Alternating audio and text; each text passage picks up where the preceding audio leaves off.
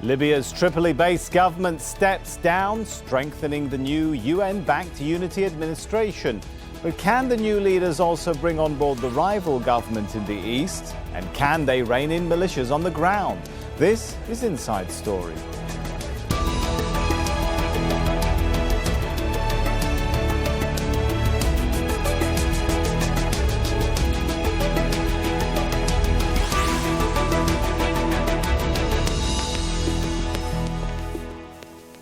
Hello and welcome to the show. I'm Sami Zeidan. One of Libya's two rival governments has resigned, raising hopes a new UN-backed unity government will be able to assert its authority.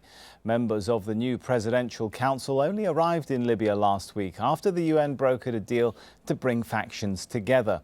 Well, you may remember Libya descended into civil war in 2014 when two rival administrations, one in Tripoli, the other in Tobruk, began fighting for control. Western nations believe the new government has the best hope of restoring security and uniting the country. Well, before we bring in our guest, Osama bin Javaid helps set up the discussion. The UN Special Envoy to Libya is all smiles. That's because he's managed to reach the capital, Tripoli, to meet part of the unity government he helped form. But he knows further progress won't be easy or quick. Tripoli must become again an international city where embassies reopen their embassies. This will take some time, it will not be tomorrow, but we all have to push together. Martin Kobler was greeted with the news that a Tripoli-based political group will step aside. But that self-declared government isn't the only challenger. Another has refused the UN-brokered deal to the Libyan Supreme Court, and the one based in Tobruk has repeatedly rejected the Government of National Accord, also known as the GNA. Veteran politician Fayaz Siraj has been tasked to head the GNA and the challenge to unite a fractured Libya. Siraj arrived in Tripoli by sea last week because threats prevented him from arriving by air. Since then, he's been mostly confined to a naval base. But this is the first time Libyans have reason to be optimistic after months of fighting that's reduced many cities to rubble and caused a power vacuum that's being exploited by armed fighters, including groups linked to ISIL. Our main demand is for us to be like other countries, to have a government, security and an army. We don't want militias. We want a government of unity. We want an army, police, salaries and stability. We want a state that can protect its borders. But these seemingly simple demands are a major challenge for Libya, which remains split between political rivalries, militias and other armed groups. Osama bin Javaid, Jazeera.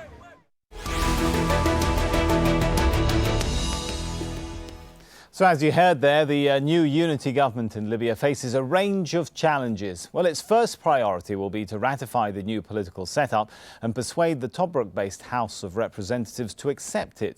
Well, then there's ISIL. The armed group has established a stronghold in Libya. Western special forces are on the ground helping Libyan militiamen battle its fighters. But the militias themselves are another problem. The new government will have to persuade them to disband or join a national army, something previous governments were unable to do. Let's bring our guests into the show. We have joining us here in the studio, Gamaty. He's head of Libya's Taghyeer party. In Rome, we have Karim Mezran, a senior fellow at the Rafik Hariri Center for the Middle East at the Atlantic Council. And in London, Mattia Toaldo, senior policy fellow at the European Council on Foreign Relations. Welcome to you all. If I could start with Gamaty here in the studio. How much of a breakthrough would you say this has been for the Tripoli-based administration to say we're stepping down at this time and let the new unity government assumedly take over? Well, I think it's an important step. The events of the last week, since last Wednesday in Tripoli, have gone positively in the right direction and have gone more or less smoothly and peaceful. We were worried that it could have been much more difficult than this for the GNA, the Government of National Accord, to come into Tripoli and assume responsibility. But as I said, things went much better than expected. What about the Tripoli Parliament? I mean, the announcement was made by the Tripoli presidency and cabinet saying they're stepping down. Where does that leave the Tripoli-based parliament? Well, actually, just yesterday and today, the new institution called the Supreme State Council, which is one of the products of the agreement we signed back in December in Skhirat in Morocco, has started working. They had their first official session yesterday, and today they had another second session. They elected a president and 2 deputies. The president is Abdurrahman Swahili. So that basically takes over then from the Tripoli Parliament, That now right? takes over from the GNC. Is that disbanded though, the Tripoli Parliament? GNC now officially and according to the political agreement we signed in Skhirat is history, is finished. Right. Although Nouri Abu Sahmin and very, very few, maybe not less than 10 of his colleagues are still holding on, but really they are now insignificant, and I think you will see that Swahili tomorrow or the day after will actually move into the same place where GNC used to hold its sessions. So that part is now finished. So there is definitely progress. It sounds like a lot of progress. I'll come back to you in a minute, Juma, but it sounds like a lot of progress is being made on the western side of the country. I want to go to Karim though and say, what about the other side? What about the rival government in the east, in Tobruk? Will the parliament there endorse this unity government? Well, that remains to be seen. The real risk is, in fact, that all these positive steps that are happening in the western are not matched by the same positive steps in the east. And actually, we've seen already declarations from members of the parliament in the east that this has been too much of an acceleration, too fast for the recognition of the High State Council, etc. So it remains to be seen how the situation in the East evolves. Well, what do you think, though, Karim? You've got your finger on the pulse of some of the players in the East. I personally think that the HR sooner or later will have to come to terms with these positive steps happening in the West, and they will have to recognize the new government, and then they will sooner or later understand that they have to move to Tripoli, because otherwise, from them, it's the equivalent of a declaration of secession if they don't do that, because so much is the will of the people, so much is so evident is the aspirations of the Libyans to have a new government, to turn the page and to move forward, that the sticking of the East against the West would. So what's holding people back in the East, or the House of Representatives, I should say, in the East? What is the deal, if not breaker, the deal slower at this point, shall we say? It seems that all verts around the position of General Haftar and his supporters in the parliament. Haftar has been an obstacle to the UN negotiations since the beginning, but he's by no means enjoy a homogeneous support. So there is a lot of contestation and contrast within the East against him. So it remains to be seen how strong his position is and how much he will hold on against the majority of the members of the HOR that want to have the ratification of the government. Okay, I'm glad you mentioned General Haftar. We will come back to that point because it is a very important point when you talk about Libya, of course. But Mattia, take us through the political process which is supposed to happen now if this UN brokered deal is implemented. We've got step one, we've got something of a government now in Tripoli. When do we start to see elections? When do we start to see a new consensus parliament? When do we start to see a new national consensus army and so on and so forth? Well, we're going to see both elections and a consensus army very well down the road, maybe a few years from now. The next steps will be what about the some kind of election deadline then? What's that for, Mattia? Well, no, actually, the agreement says that the HOR, the House of Representatives in Tobruk, if it approves the agreement, it should last another year and perhaps even another additional year, so a total of 2 years. In the meantime, the constitution should be approved by the Constitutional Drafting Assembly, and it should put to a vote. And of course, in order to have elections, you need to have courts functioning, and now in about half of Libya, you don't have a single court functioning. Incidentally, that's the east of Libya. That's quite worrying then. We're talking, Juma, about maybe a couple of years before we get to around to some serious elections then. Libya has a very fractured political and military landscape, as you know, of course. How much of the major factions, at least, are on board with this new government? Well, as you know, the transition after the Gaddafi era and after the success of the revolution in 2011, it started reasonably well in 2012, 2013, and we had elections and so on. But then, in the middle of 2014, the country it all fell to pieces. Slipped into civil wars, effectively two civil wars, one in the east and one in the west. And now we have been in a very deep hole. Libya now is literally coming out of a deep hole just to recover, if you like, get back to the levels of perhaps 2012, 2013. I always call it a derailed train that we are trying to get back on the rails now. So we still have a long way to go before we talk about elections again and constitutions. There is a lot of stabilization to be done. There is a lot of consensus to be built. There is a lot of national reconciliation to be achieved. There are deep, deep wounds, especially in Benghazi and in some parts of the West. So 1 year, as Mattia said, 1 year, possibly there could be extended to another year, 2 years of this agreement that we have negotiated or we have agreed through our dialogue and signed in Skhirat in last December is not a long time by Libya's track record. So we probably need at least 2 years, if not more, to have the country ready for the next step, which is hopefully a permanent status of a permanent constitution and permanent elections based on a new democratic order.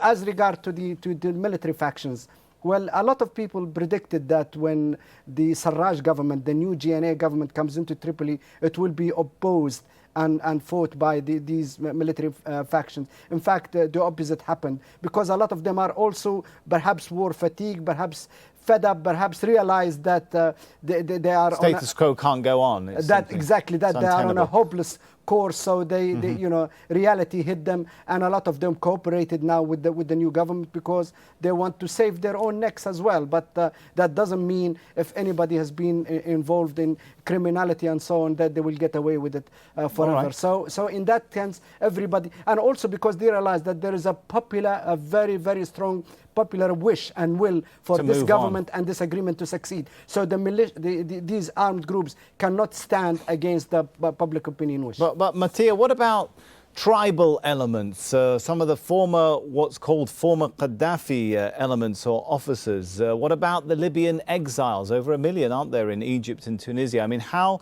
involved were some of these important quarters in the process that was put together in Rome and we're seeing unfold now in Tripoli? Well, not very much in the core of the process, because the big political dialogue took place between the two parliaments and the political parties and so on. Is that a worry, the tribes though, were very important. if these guys were left out? Is that a concern?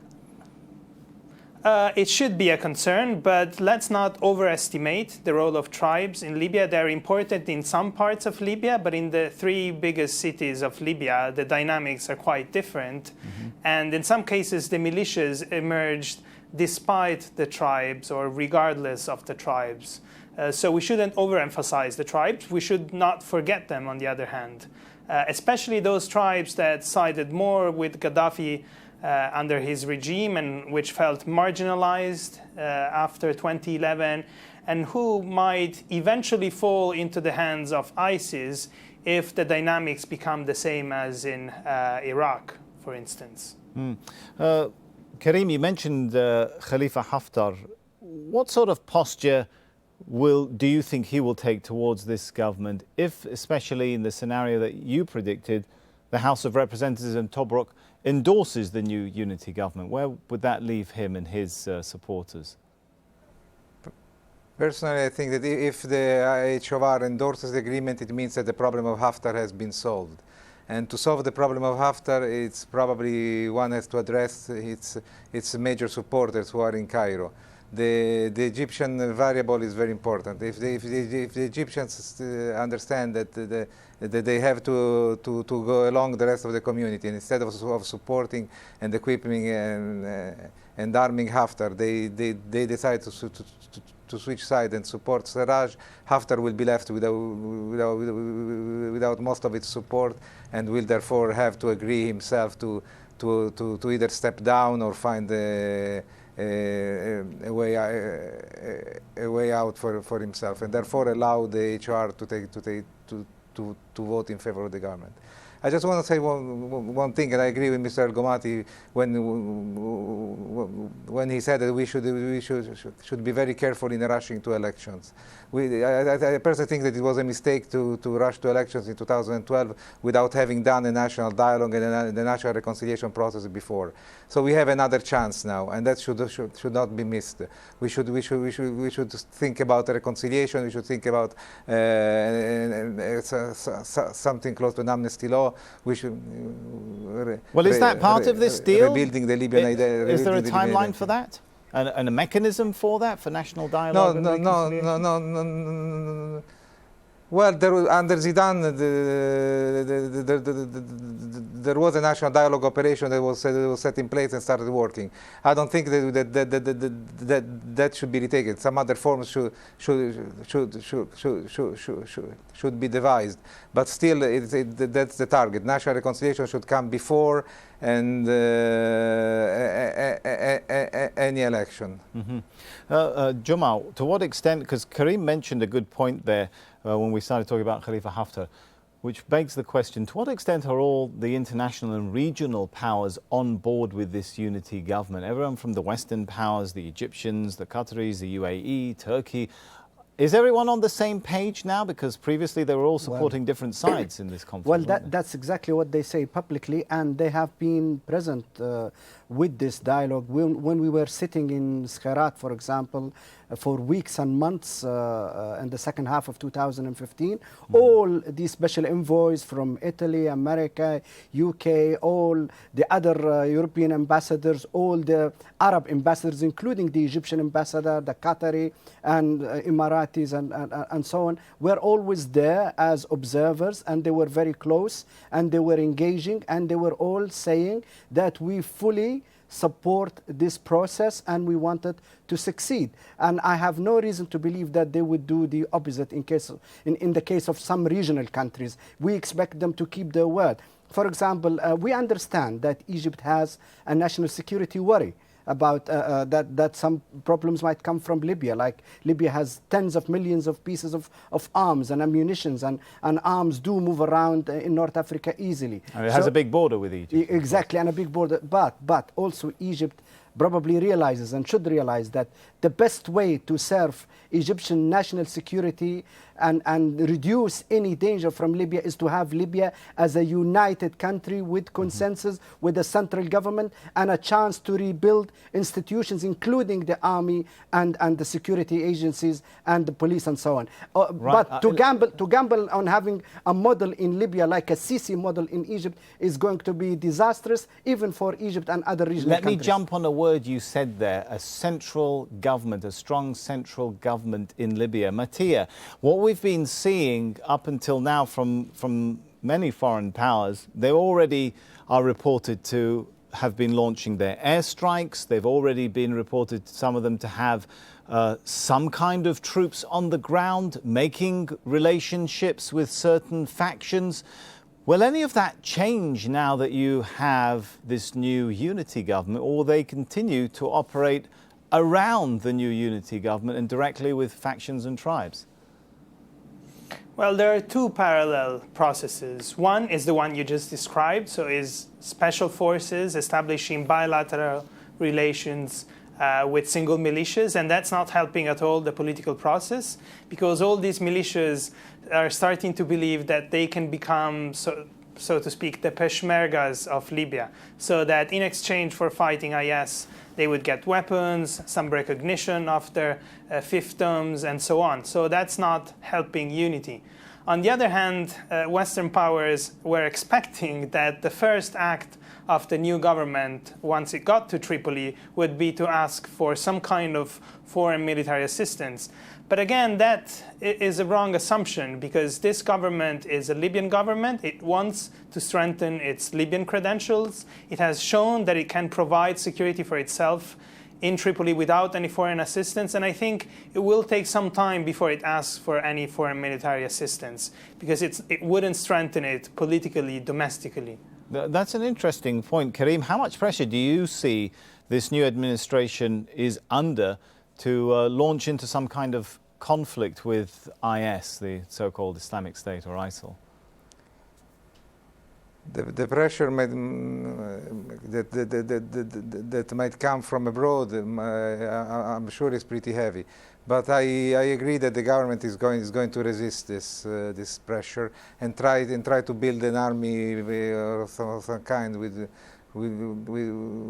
foreign support in order to fight ISIS. The perception that ISIS is a big threat is not so common yet. I mean, the politicians and the political class are more engaged in trying to find a solution to the immediate security needs. The pressure from the population regarding high prices, money, services, and food and stuff are paramount, are more important to be addressed now than the risk of ISIS. ISIS can be dealt with in a second moment, probably. Probably that's how they think. Do you think the government will get that time, Karim, in order to prioritize first dealing with domestic issues before dealing with ISIL, if, as you said, they're under tremendous pressure? Yeah, I think that's what they should do. That's what they should do. Well, talking about domestic issues, Guma, we've heard that the new unity government has got the support from the National Oil Company, from the Central Bank, from the Libyan Investment Authority. It sounds like it's got the support of the people with money, right? Yes. How important is it going to be for Faiz al-Sarraj to move quickly to win over loyalties and address concerns of people who feel marginalized? Well, first of all, one of the pluses and the advantages of the political agreement that we crafted in Skhirat is to reunite these sovereign institutions again. These are vital institutions, especially for Libyan economy. The Libyan Central Bank, the National Oil Corporation, and the Sovereign Fund, the Libyan Investment Authority. Over the last 2 years, we had two of them. They were tearing themselves apart. Now this government is reuniting them again as one institution. To receive some more money and funding, assumedly based in Tripoli. The Central Bank has now indicated that it will only deal with this GNA. That is very important. That means other political leaders who oppose this agreement or or armed groups who oppose this agreement they will be cut off from any funding or salaries and so on. So that's very important. The other thing is the Sarraj GNA government has priorities, obviously, but the top of the priorities is to improve the socio-economic conditions of the Libyan people.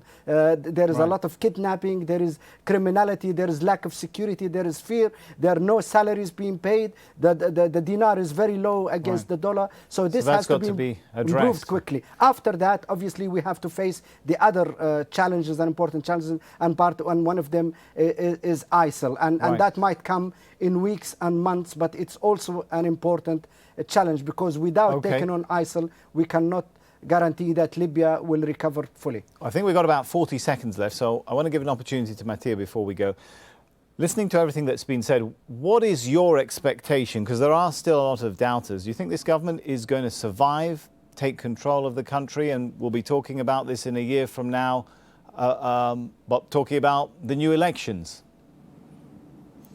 I think this government cannot make it just by itself. It has proven that it can do a lot more than we expected, but it will be crucial to maintain the level of popular support, and the economy in this sense will be very, very important. If they manage to solve the cash crisis, if they manage to pay salaries, if they manage to get oil production back on track, that will change the perceptions, and they will need to stop somehow foreign interference. And in this sense, the US and Europe should work more on that and less be obsessed by IS, which is a threat, but it's a threat that is growing in the chaos of Libya. So they need to address the chaos, and the chaos is created by this interference as well. All right, I think we're out of time, so we're going to have to apologize. Guma, I know you wanted to say some more, but I'm sure we'll be back again talking about this. Let's thank our guests at this point. Guma al-Gamaty here in the studio, Karim Mezran and Mattia Toaldo. And thank you too for watching. As always, you can watch the programme again anytime by visiting our website, aljazeera.com. And for further discussion, head over to our Facebook page. That's facebook.com/AJ Inside Story. You can also join the conversation on Twitter. Our handle there, @AJ Inside Story. From me, Sami Zeidan, and the whole team, for now, it's goodbye.